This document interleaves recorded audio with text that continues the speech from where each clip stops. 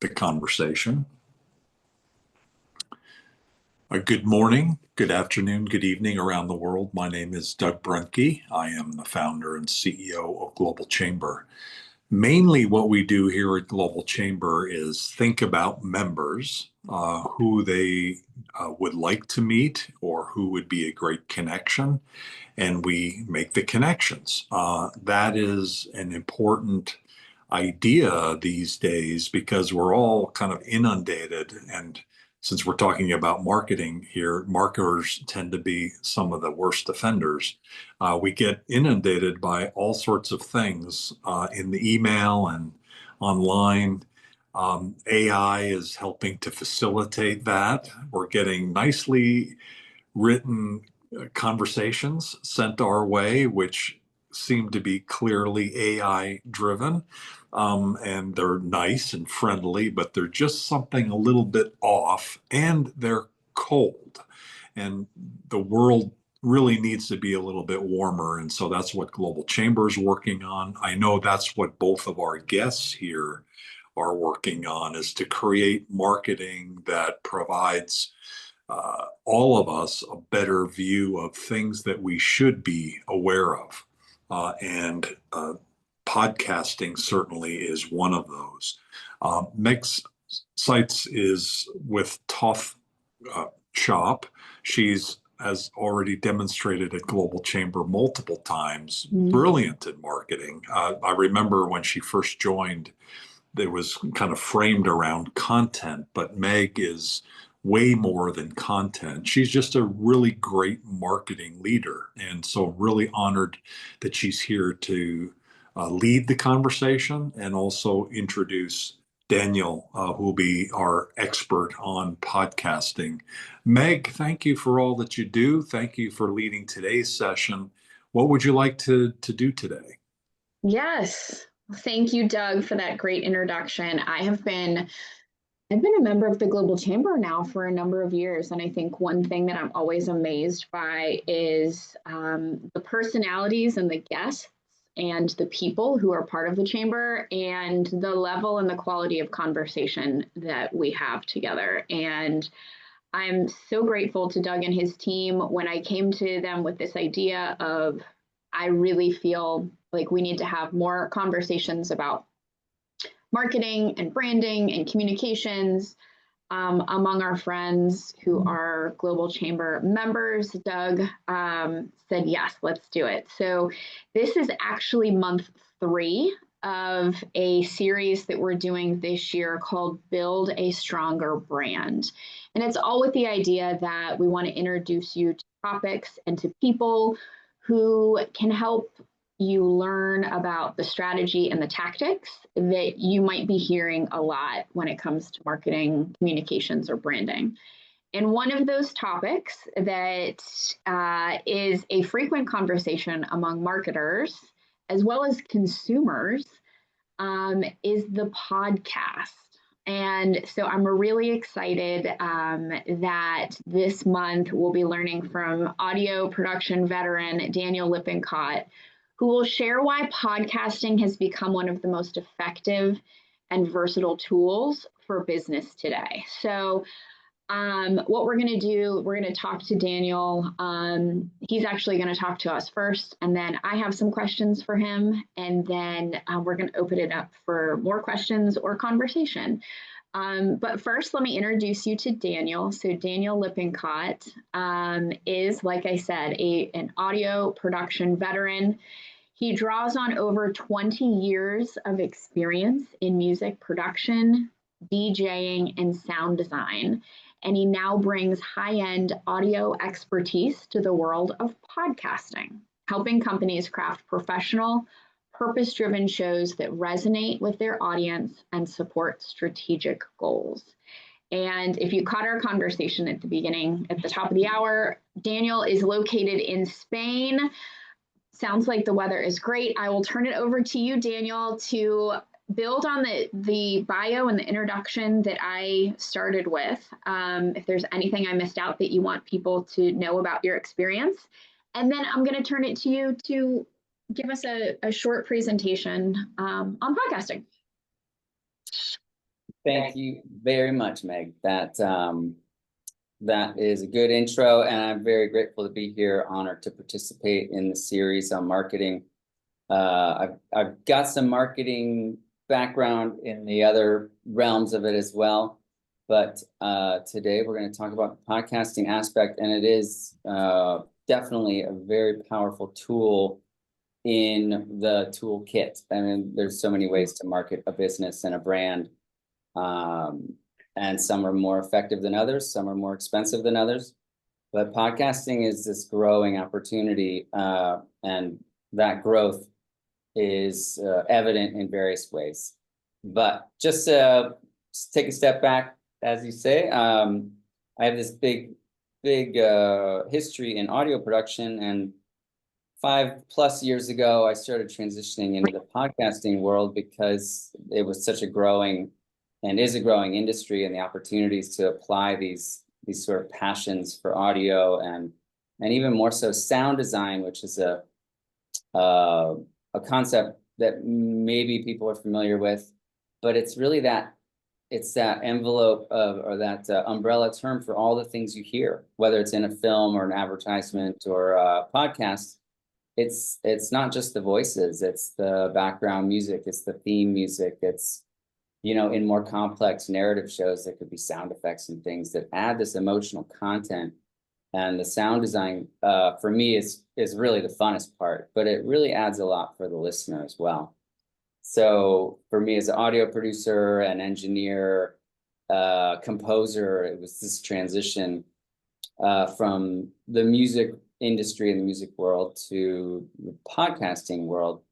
And what I've come to appreciate about it is this opportunity to take the raw material that every podcast starts with, which is usually, you know, sometimes an interview, sometimes it's a narrative podcast. And with that raw material, craft something that's really compelling. So my mission is really to demystify what podcasting can be, and today it's going to be focused on podcasting as the marketing tool that it is for businesses, whether you're a solopreneur or a CEO or a startup founder. The fact is, the podcast as a marketing device is a powerful one, and I think that arguably every business and every business person should consider putting it to use. So, you know, as podcasting's grown, I mean, just to put things in context, it used to be this real DIY, Wild West, unknown thing. And everybody, the beautiful thing about podcasting is like there's a very low barrier of entry. I mean, if you have a microphone, you don't even need a microphone. I mean, you can just use your phone or your computer and create one and put it on a platform without any real barrier. But podcasting now is a major source of media, and the level of consumption of podcasts has grown to the point where some estimates are around 500 million people every year, regular consumers of podcasts, including probably most of the people on this call. So I think we understand intuitively that podcasts are a place where people are going. They're looking for more content in that media format. Audio is the foundation of podcasts, but also more and more now is the introduction of the video format, the video version. And this video component is another opportunity we'll talk about later. So this is all good. We have this tool at our disposal, and people are consuming media that way. The tricky bit is that it's not easy actually to produce a show of quality. And if we're using the podcast as a marketing tool and as a branding tool, we want to take it seriously, right? Because this is our voice. This is how we are communicating to the world who we are as an individual service provider, who you are as a company. What is the brand? What does the brand stand for? And the podcast environment gives you a lot of control about how that brand is represented and presented to the world. So, the bottom line for me, and I'll repeat this probably more than once, make a podcast and do it, but don't do it alone, because the typical episode can maybe these are rough estimates, but a typical episode can take over 20 hours of actual work for one episode. And that's a lot of time spent. But if you work with someone like myself, there's a lot of services out there. You want to cut those hours of effort down. And then once you streamline your workflow, that amount of time per episode will go down significantly. So there's a lot of technical, creative, and strategic elements that it's better to have some help with. That's what I'm trying to say. Yeah. So again, podcasting is here to stay. It's growing. Female listenership has tripled in the last decade, according to Sirius XM. And I think what's intuitively true is that each generation that comes along is integrated more and more fully with this media format. The millennials and Gen Z, when they were born, there was podcasting. That wasn't the case for me, certainly not for my parents.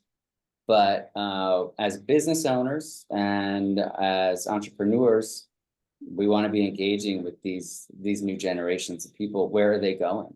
They're going to the podcast format to learn about the world. I mean, what I think the journalistic element of podcasting is one of the most interesting developments in the last 10 years. So to Doug's point, there's a lot of noise out there. There's a lot of content. There's a lot of media. There's a lot of marketing. And the audio component and the video component are a way to make your presence known a little bit better and cut through all the noise. Although the video element can be a little daunting, there's an added benefit there. That content, using AI tools that are now available, can take a half-hour video podcast, and chop it into smaller pieces, and then those pieces can be integrated into your marketing strategy on social media. So if you're on Instagram, Facebook, TikTok, whatever, these smaller clips of those videos can then also be integrated into your marketing strategy. And you could have maybe 2 months worth of posts from a single episode in some cases. So that's good to know, because it's just a tool in the marketing toolbox. Other things about podcasts that make it powerful and stand out from other marketing elements is that these audio and video formats are very intimate. They're scalable and they're mobile friendly. So another thing we know more and more is that people are on their phones first and foremost for getting content and getting advertising, getting marketing. That's not what they're necessarily there for first, but that's all part of the mobile environment. And they're looking on their phones for a good podcast, seeking information, seeking entertainment. So you want your marketing content to be mobile friendly. The podcast also builds up a certain level of trust, because if you're creating a show that's really speaking to your niche, your ICA, that ideal client avatar, that's part of the preparing a show properly too. It's like knowing who you're speaking to, making sure that you're creating content that audience will connect with. So that's just another level than like some static image or some text on a Instagram square or a Google ad, or things that are, it's marketing, but it just doesn't have much intimacy. Another thing about it is eventually that it's a cost-effective marketing tool as well. It's not gonna, although there can be quite a bit of time in the preparation and build out, your content in a podcast can have an evergreen quality, meaning it can stay relevant for months, possibly years, if what you're talking about has that longevity. So that's a big benefit. Once it's published, someone could find those podcasts a year later, 2 years later, and they would still be able to engage with that and then follow that thread to knowing about your brand, knowing about your services, your business. So these are all powerful aspects of podcasting. Now, again, promoting those brand values and sort of presenting yourself as an individual or your company as a thought leader in your industry is another big benefit. The aspect of building business relationships is huge. I don't know of another marketing tool that also incorporates this ability to connect with potential clients, potential colleagues that are you might want a collaborative relationship with them. If you're making a podcast and you're really speaking to the niche, then you want to identify the guests for your show that are going to draw in more and more listeners and create that and build that sense of like, oh, these guys know what they're talking about. Look who X, Y, and Z was on their show, you know? And those can actually be sort of that can be a two-way street as well, because then that builds your brand's reputation, that builds your show's reputation, and then you can potentially also be a guest because they might have a show too. So it's sort of you scratch my back, I scratch yours, but everyone wins from that. It's a nice benefit to the podcasting. So yeah, I think overall, what we as business owners and entrepreneurs need to remember is that the podcast is this really utilitarian piece of a marketing strategy.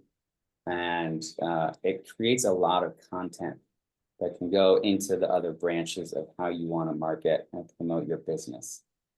So I would just touch base on sort of the 4 pillars. What I would say are the 4 pillars of how to make your podcast good from a marketing standpoint. And again, there's a lot of steps here, and this is back to that thing of you don't want to really do this by yourself. I think it'll show if it's sort of slapped together and audio quality is not there. We'll go into the downside of that. But if you have a strategic concept as pillar number 1 that's aligned with an audience you've identified as your goal for content creation and your business goals, that's super important. Good sound. You want your show to sound good and professional, and you want to know how to get that sound. And these are things that I work with my clients with quite a bit, because most people beyond the Zoom conversation and what's in their computer already don't necessarily have a lot of experience with recording audio. Consistency would be pillar number 3, in the sense of you have a pre-programmed plan for a certain amount of time, a certain amount of shows, and these shows will come out at this time, because that consistency builds the trust of the listenership that you're trying to build. And this release schedule is important in terms of consistency, as well as the tone of the show, the host and how the host is carrying the energy of the show. And the guest experience is also important, because again, if a guest comes on your show and they're not treated well, or they don't know what's going on, or the host is lost, that will trickle through the digital world. And it's just, you want to do everything possible to have your guests also very happy when they're on the show. Final 4th pillar is knowing your distribution and promotion strategy, because you don't want to create a show and then have nobody find it. You don't want to have great content and nobody even knows it exists, or the platforms that it's on are not showing it prominently. There's definitely some pitfalls there. So again, don't do it by yourself. It's not just a hobby if you're in the business game. I mean, I think that there are hobbyists that do even good podcasts, but that's not what Global Chamber's about. We're a group of professionals and business owners and entrepreneurs that are taking ourselves seriously, and we want to promote our brand seriously. So, yeah, what I do and my goal is to help individuals, whether they're thinking about starting a show or already have a show in production but need assistance keeping it on track or getting it back on track, whether it's through consultation or through audio assistance. Those are my primary areas of expertise. And there is no business or industry that couldn't leverage this. It's just a really useful tool for, I think, anybody who wants to get the brand out, and get their name out there a little bit more. So I think that's probably a good start right now in terms of like what's going on with podcasting. There's other topics for sure. There's monetization. There's a lot of tips that can be learned from other successful podcasts, and we could go through that a little bit later. But maybe I'll turn it back over to Meg for now, and we'll see where it goes. Perfect. So I have some questions. I've got questions that I emailed Daniel ahead of time. They were selfishly my own podcast questions. And then I have some questions as I was listening to you, Daniel, like in the moment. So some of these questions, Daniel knows I'm asking him, and then a couple others just were kind of in the moment. And then I also want to open it up to, if you have questions for Daniel, feel free to put your hand up, drop a question in the chat. I'll go through my questions and then head over to the chat to see if there are any questions in there. But Daniel, I'll go through my questions with you and we can kind of riff on this.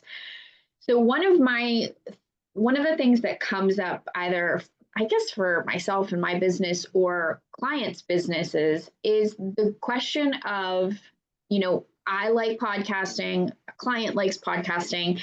If I'm running a business, which, as we all know, is a heavy lift, daily, weekly, monthly. If I'm running a business, is it best for me, if I'm interested in podcasting, is it best for me as a business owner, leader, to try to get myself on other people's podcasts first, or to start my own? Is there any reasoning for maybe you take a season to pitch yourself onto other podcasts, or do you start your own? Great question. Yeah, I think the answer to this one really depends on your goals, I believe, and it depends on your resources. There are, pros and cons. I'll just go into the guesting pros, because I think being a guest on podcasts it's got that low barrier of entry. It really is a way for you to be more visible within the sphere of business industry that you want to be in. My wife has been doing an excellent job of that. She's an acupuncturist and a functional medicine practitioner, and so she's seeking out those shows where her listenership is going to be in alignment with her ICA, where her clientele or potential clientele are hanging out. So she's identifying shows that are a good fit. She's also looking at their listenership. You don't want to necessarily guest on any old show. You want to be doing your due diligence, picking the shows that fit well. But then again, if you're quote unquote nobody, or not many people have heard of you, you might have less leverage to pick and choose. So there's maybe a little bit back and forth there. So obviously the guesting pros are, there's a lot less work.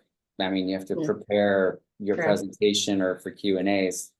You do still get to promote your brand and your services. So that's, that's in there, it's baked in as an opportunity, and you are building relationships professionally, which is super important.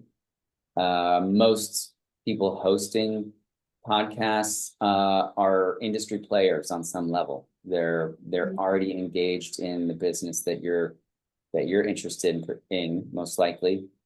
And it'll build your professional profile through the listenership and through the cachet, perhaps, of like, I was on X, Y, and Z podcasts, and you tell it, in your newsletters and your promotional work, you shout it out to your clientele or your fan base, your followers, and that boosts your credibility. The cons, downsides would be you don't have the control. So it's kind of that thing of like, how's your guest experience? And it can be really unpleasant if your host is not prepared, or it's full of technical glitches, or all kinds of things can go wrong, or the tone doesn't fit.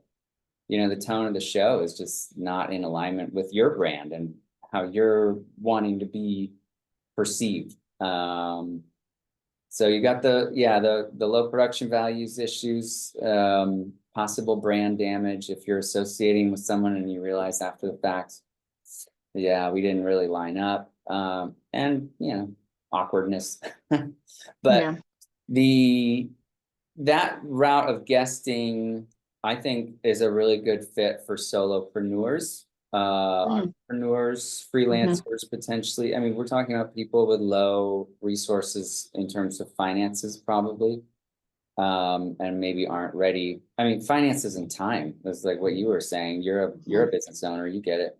It's like fitting one more thing into my day is not likely, and producing a podcast, as I mentioned earlier, can be pretty time consuming. So, but then, also good for thought leaders, for consultants, people that are really working independently in some way, but they want a higher profile. In terms of hosting and producing, the pros are kind of obvious. You can promote your brand and services with total creative control. You're building relationships through your guests. You're increasing your professional profile. You're creating the tone of the show. Your brand identity is like solid because it's in your own hands. You also can incorporate sponsorships. You can develop more collaborative quid pro quo situations where guests come on your show, you go on theirs, or sponsorship relationships that can go two ways. And then if things are going really well, you can look into monetization.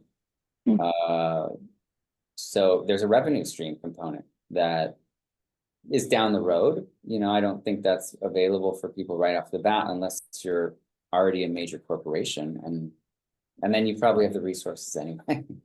But if you can pay for your podcast, then all the better.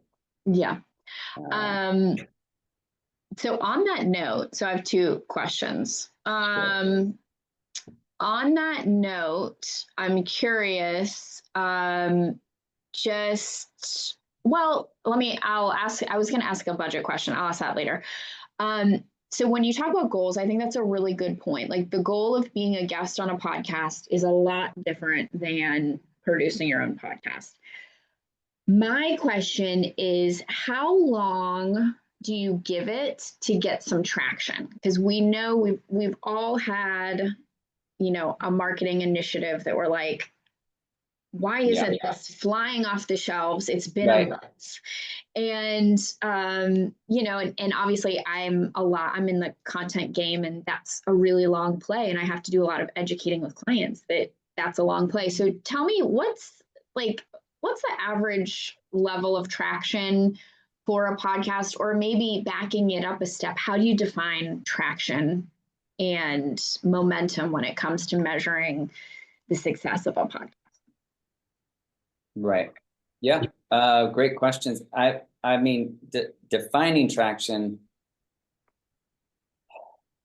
I think that the obvious metric is listenership, followers, subscribers. That's your easiest metric. If you're talking about ROI, that can be defined other ways. I'm gonna quickly answer sort of the fundamental question, which is how long should you give it? And I know some marketing campaigns you want to see, like we put that Google ad up yesterday and it's not selling products.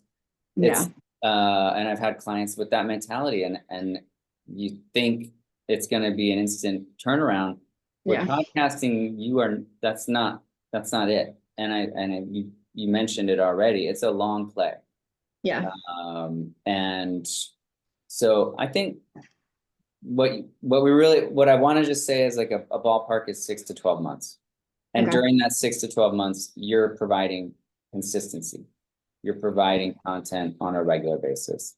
And people can trust that, okay, in 2 more weeks, I'm going to get another episode of, Top Shop's new hot podcast on marketing, strategies. So but the ROI piece, that can be defined a lot of different ways. One of my previous clients was doing a very simple interview style show. And he was a headhunter in the Fintech industry. He did not care how many listeners he had. That metric mattered not at all to him. What he wanted was to build professional relationships because his guests were individuals that he wanted to know better. And he wanted those individuals on his show to think of him first when they needed a new hire. And so the fact that he turned around 2 or 3 of those guests into lucrative business opportunities was an excellent return on his investment. But his listenership was very, very low. So, how do you define it? It's not viral content. They build momentum over time, and you need to build the audience's trust that you're going to still be there in a month or 2 months. The algorithms on Apple and Spotify, they need data. I mean, just actually quite similar to the algorithms on Google Ads and other things. And the consistency and the engagement over time is what those algorithms feed on, not 1 or 2 episodes. So I'll leave it at that. But there's always, how do you get that traction? And that's the consistency element. Good quality production is important. When you talk about consistency, Daniel, I mean, is there any best practice that you've seen among podcasts that, get some nice traction? Is it monthly? Is it weekly? Is it bi-weekly? Like, what is, if I'm committing to starting a podcast and I want to give it a year and see what happens, is there a best practice of frequency? I would say ideally weekly.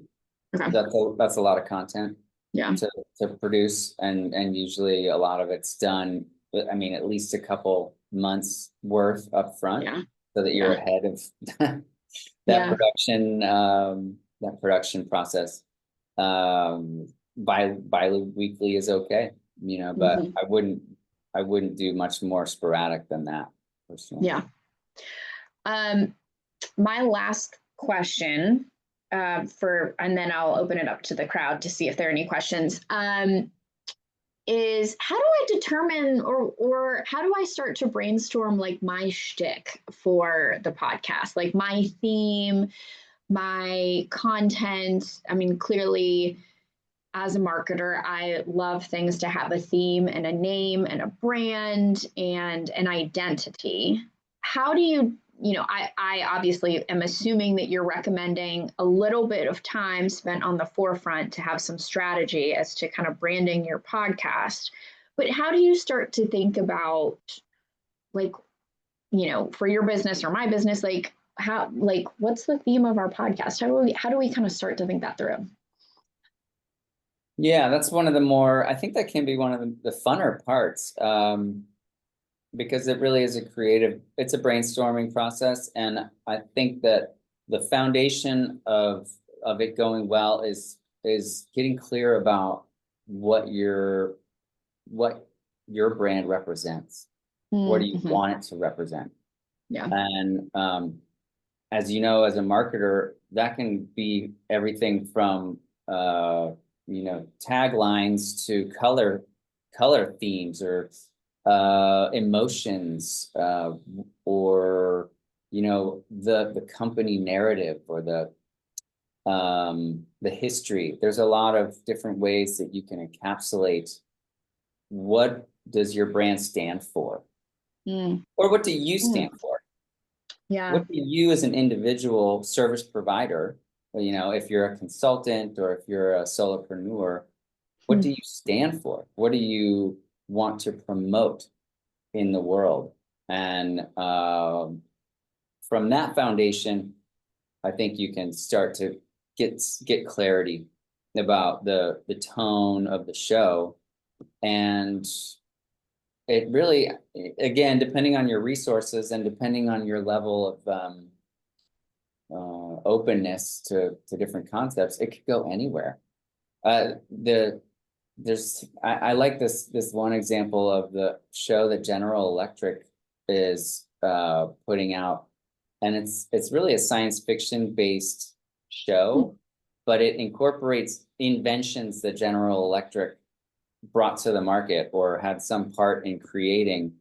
And so does General Electric need to promote their brand more, or it's a funny example, because it seems like they're doing just fine, but they've chosen to finance a podcast that creatively integrates the storyline, the history of their company, and the inventions that they've brought to the market that changed our lives. So yeah, that's an interesting angle to kind of give people maybe something off the beaten path, like still within the realm of your industry or your niche, but maybe something a little bit more unexpected. But I would imagine you'd need to have a really strong brand to be able to carry something that's just a little left of center like that.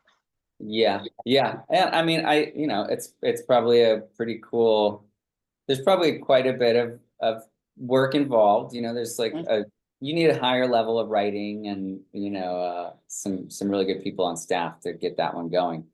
But those same brand principles can be integrated into the most basic of interview style shows too. I tell you, like, as a sound designer too, you have to consider the audio component, because podcasting is audio first. Yeah. And it could, even just that theme music, it's important. It's immediately saying something about your brand, and it's probably the first thing they're going to hear. Yeah. Yeah, good point. I'm just going to open it up. If there are any questions right now, I have more questions. So I can keep going with mine, but I do want to open it up to our listeners here to see if you have any podcasting questions for Daniel. Doug, do you have any podcasting questions for Daniel? Definitely, everybody, get your questions ready. I just have maybe a quick one regarding global podcasts. A couple things. How should potential podcasters be thinking about the topic given approaching the world? What are some pluses and minuses about thinking that broadly, and how about language related to that? And the secondary question, which is maybe a completely different question, is how do you think about ROI relative to podcasting? Okay. Well, the global component is a good question. I think that one of the obvious realities we live in is that content, barring worst case scenarios, is pretty much available to everyone everywhere all the time. So an American podcaster can have their podcast enjoyed in any other country. The tricky thing about languages is that you produce your podcast in English, and not everyone speaks English. But there are certainly very advanced tools for transcription and translation that can be integrated. Every show should have captions made for each episode. That's an important part of the process of making a good podcast.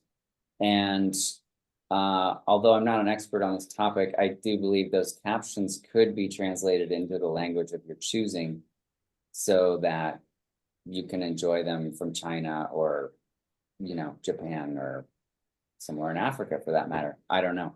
But that's a tricky one in terms of the language barriers, and the technology is getting better and better.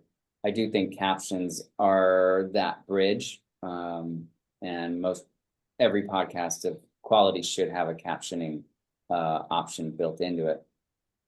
In terms of ROI, as I was saying earlier, it's something that can be defined differently by different people, but if it's strictly on the financial side of things, then you could measure it through business relationships that developed through the content of your podcast, whether it's interviews with guests or sponsorship deals. The current stats on the ad revenues within the podcasting industry are pretty staggering and much, much higher than what they were 5 years ago. So there is monetization roads to go down for podcasts that reach that point. But again, you want to explore those options probably when your listenership is at a certain level. There are companies that are dedicated to that purpose. One in particular is called Red Circle. And their mission or their business model is helping you monetize a podcast. Advertising opportunities are going to increase as your listenership increases for the obvious reasons. Great, thank you, appreciate it. Mm-hmm. Good questions. I just have a couple more questions for you. If we don't have any audience questions, I'll bring it home with a couple more. All right. So really 3 questions for you. We've got two. Let me take the questions in the chat first. So 2 questions. One, to complement Doug's question, in addition to language, are there cultural considerations? If yes, any suggestions on how to culturally screen content in advance? And second question, what's the best startup approach to bootstrap a podcast launch? This was actually one of my follow-up questions too, so we're on the same wavelength. Daniel, do you want to take that first one about cultural considerations? Yeah. This is, I'm going to spitball this one. I think that cultural considerations are, of course, important, and also it's a sort of a minefield. We don't always know when we're stepping on cultural toes. The way to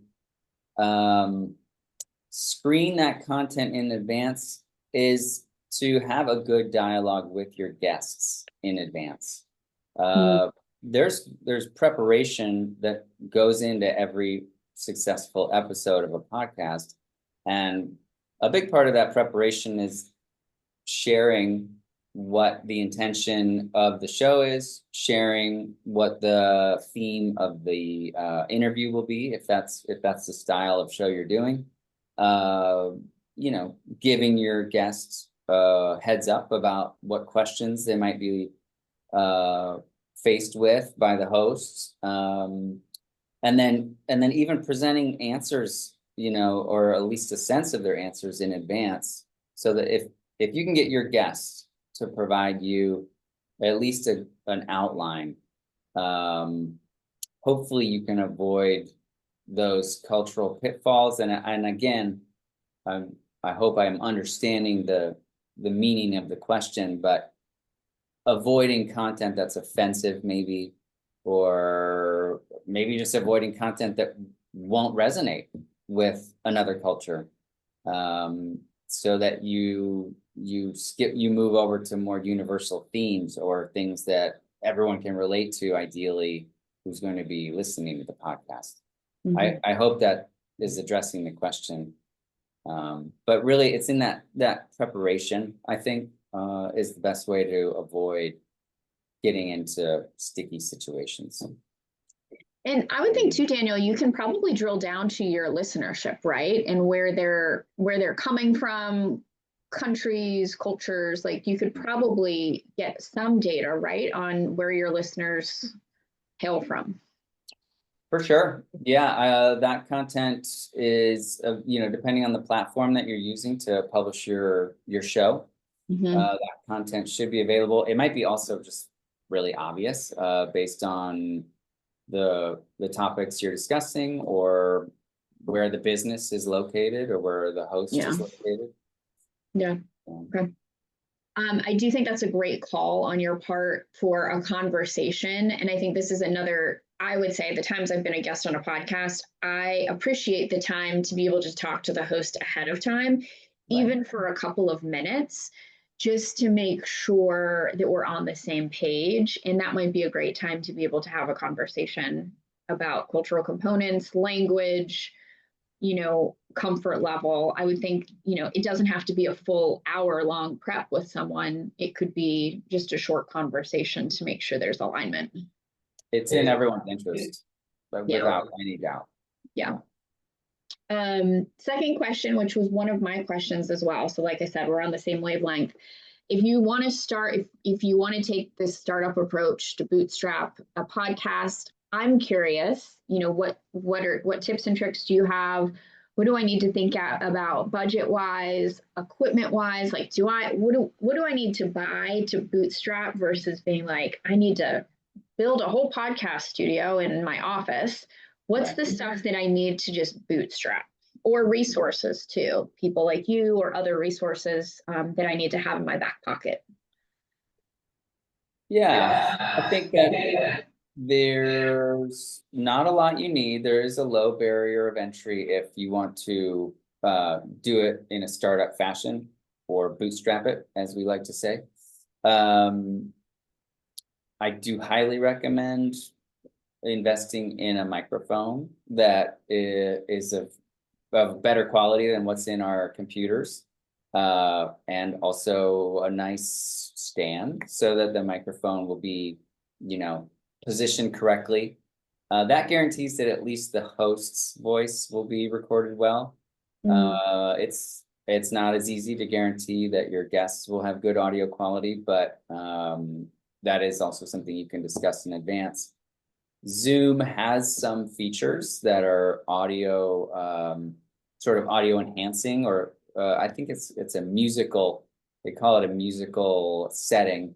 That puts more resources into making sure that audio quality is good. So that's something that can be discussed, and I do think a short consultation with someone like myself can be helpful. So you can get a list of resources, 1 through 5, of like ways to get the most out of it. And then there's some software that works a lot better than others for using, taking that raw audio and turning it into something usable as a podcast. Cool. But not very expensive. I mean, it's like, again, these resources are for just getting started and getting off the ground. The resources are pretty accessible. Okay, good. And my last question to close us out is, I'm curious, what are some of your favorite podcasts? Who's doing it well that might be a little bit more under the radar versus the most popular ones? Like, what are you seeing that's cool? The stuff that I often am drawn to is journalistic. I really like the stuff that's coming from the NPR studios. I also am a sound geek. So there's one called 20,000 Hertz, and it's a podcast about sound design. It's really about sounds and like the creation of sounds that are iconic, sounds that sort of like, I don't know, just stand out. Like everyone knows that sound, whether it's the Netflix Bing Bong or the NBC jingle that was like, it was 3 notes, ba ba ba. I don't remember what the notes are, but these little nerdy conversations are great about the tech side of things. The journalistic production values, I think, are really great. And that's believe it or not, my time for consuming media is pretty limited because I have two small children. Sure. So I would imagine so. Your time is very limited. I'm not taking as many podcasts as I wish I could these days, but Yeah. yeah.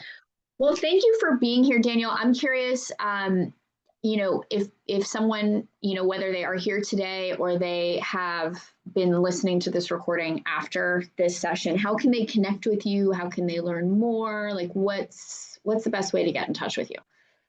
Email is great. I did this little Canva backdrop thing. I've got to learn how to point at it. Your QR code. QR code goes to my podcasting services website, and there's a lot more information there. It's the actual URL is a little convoluted, so I do recommend just scanning the QR. And I can put my email in the chat room, and anybody that's on this chat right now is welcome to contact me through email. That's a great way to do it as well. Perfect. If you want to do that real quick, I'll just, while Daniel's putting his email in the chat, I just want to give everyone a heads up that next month we have a conversation about graphic design. So if you have questions about graphic design, if you're interested, obviously everything from marketing collateral to website design, the Instagram pictures involves so much graphic design. So we're going to have a conversation next month about graphic design. Stay tuned for that invitation to come out in the next week or two. And I'm excited. So just as a reminder, every month we tackle a different tactical, I want to say technical side of marketing, but really just a conversation about maybe something to try or to learn more about when it comes to branding, marketing, and communications. So Daniel, thank you for being here. Podcasting was actually a topic that we had a lot of questions about several months ago. So I want to thank Global Chamber members for engaging in that conversation and letting us know they wanted to talk about podcasting. So thank you for that. And thank you to you. I know you're busy, especially with two littles at home. Thank you for being here. My pleasure, Meg. Thanks for having me on. And I'm looking forward to next month's show because I do the graphic side of things too. So I'll get to learn something new.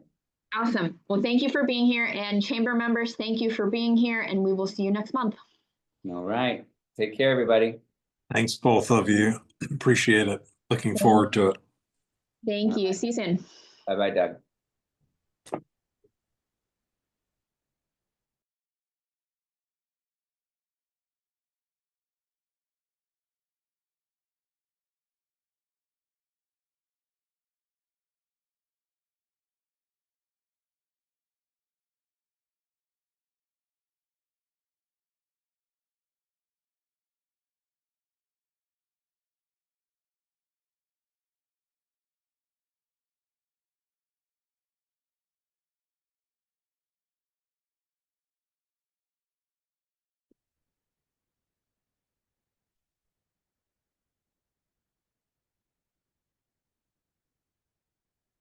Well, it says recording in progress, but we're not all here yet, so just please bear with us. We're coming together shortly.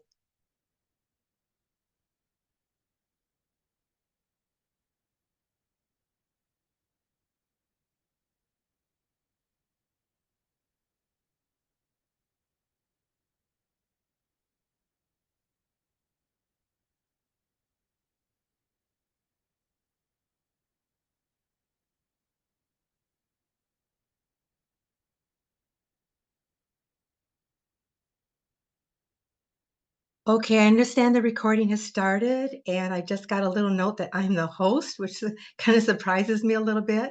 We're waiting for our real host, which is Dana, and our guest, Terry Morrison. So please bear with us. Perhaps we can stop the recording and begin again.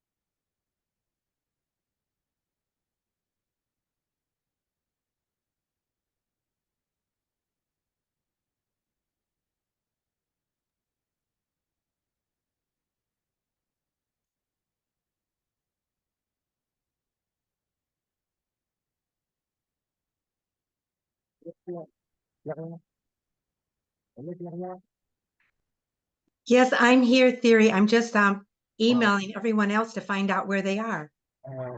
Apparently, you have to get out of this Zoom channel and go to the other one because the Zoom sent me the link and the link to the different sequence of this channel. This is the previous conference and the conversation. You are currently on the channel on the presentation of the podcast.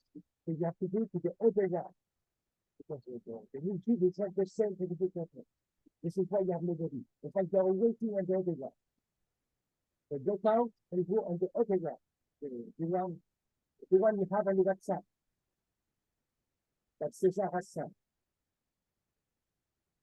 This is why Theory, here. Theory, I think I have a bad connection because I'm having a hard time hearing and understanding you, but I am trying to reach our host, Dana, and our other guest, which is Terry Morrison. I am desperately trying to reach them to find out what happened, where they are. Perhaps they are having connection problems. That does happen. It is because we are on the wrong Zoom. We're in the wrong Zoom? Look at the WhatsApp sent by Cesar. Just Okay. ago. I'm gonna go off to see if I'm on the wrong one. I'm gonna say goodbye for a minute and double check and try to re-sign in.